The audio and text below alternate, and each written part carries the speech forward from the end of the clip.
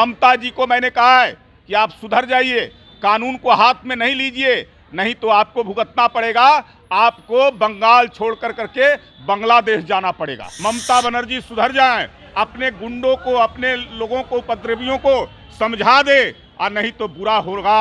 अच्छा। आपको जो है से इसका नतीजा भुगतना पड़ेगा। ये अध्यक्ष पर जिस प्रकार से हमला हो रहा है बंगाल के अंदर में, ये लोकतंत्र के लिए सबसे बड़ा खतरा है। ममता बनर्जी को आने वाले जो चुनाव है उसमें हार अवश्यंभावी नजर आ रहा है।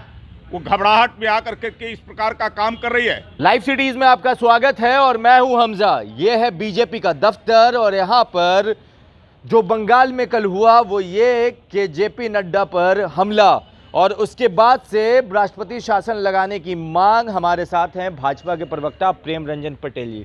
आपके राष्ट्रीय अध्यक्ष, भाजपा के राष्ट्रीय अध्यक्ष पर ये हमला, क्या कहना है आपका? बहुत दुखद घटना है। और खास करके बंगाल में लोकतंत्र की हत्या, एक बड़े पार्टी, सत्ताधारी पार्टी, दुनिया की सबसे बड़ी पार्टी और उसके राष्ट्रीय अध्यक्ष पर जिस प्रकार से हमला हो रहा है बंगाल के अंदर में, ये लोकतंत्र के लिए सबसे बड़ा खतरा है।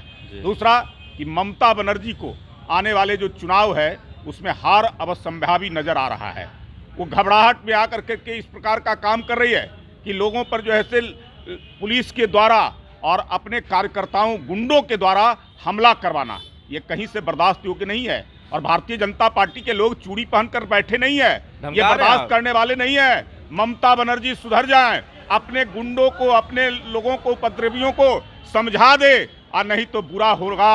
अच्छा। आपको जो है से इसका नतीजा भुगतना पड़ेगा। आप लोग राष्ट्रपति शासन लगाने की मांग कर रहे हैं? निश्चित तौर पे अगर इसी तरह कानून को हाथ में लिया जाएगा तो राष्ट्रपति शासन ही बनता है। जब कानून व्यवस्था बिगड़ेगा और नहीं संभल पाएगा, ममता बनर्जी नहीं संभाल पाएगी, ममता बनर्जी लगातार कानून को अपने हाथ में लेती रहेंगी और एक राष्ट्रीय अध्यक्ष को, पार्टी के राष्ट्रीय अध्यक्ष के ऊपर हमले करवाएंगी, तो निश्चित तौर पे राष्ट्रपति शासन का ये बनता है। अच्छा, ये बताइए, ममता बनर्जी का बयान है कि खुद से हमला करवाते हैं, रैली में भीड़ नहीं आती, उससे ध्यान खींचने की कोशिश करते हैं। हम लोग नहीं करवाते हैं।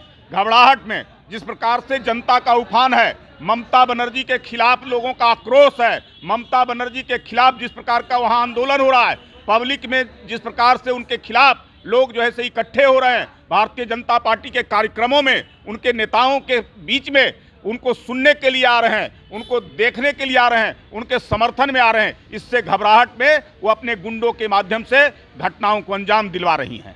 क्या कहना चाहिएगा आखिर में ममता जी को, अगर देख रही हैं? ममता जी को मैंने कहा है कि आप सुधर जाइए, कानून को हाथ में नहीं लीजिए, नहीं तो आपको भुगतना पड़ेगा।